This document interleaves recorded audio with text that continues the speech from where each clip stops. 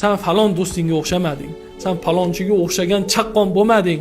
Sen falonchiga o'xshaydigan pul topadigan bo'lmading, dedingizmi? Biling u bolani yerga ko'mgan kuningiz hisoblanadi. Bo'ldi, u boladan umid qilmang. Pul sarflasangiz ham, o'qitsangiz ham, manaman degan u institutlarda o'qitsangiz ham odam bo'lmaydi. O'sayotgan holda shoxini kesdingiz. Siz uni aksincha bolani ruhlantiring. Bir qilayotgan ishlariga ilhomlantiring. Bir og'irroq yukni ko'tardimi, polvon bo'lasan deng.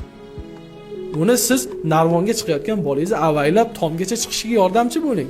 Unga osilib yerga yiqitishga harakat qilmang. Solishtirmang. Mayli u xotirasi chatoqdir. Mayli u epchilbasdir. Siz uni ruhlantiring. U insonning ruhiyati shunaqangi narsaki, tog'ni ko'tarsa bo'ladi. Insonning ruhiyatini ko'tarishlik bilan tog'larni ko'tarsa bo'ladi. Lekin tog'ni ko'taradigan kuchi bilan uni ruhiyatini tushirsangiz, yigitni cho'pini ham ko'tarolmaydi.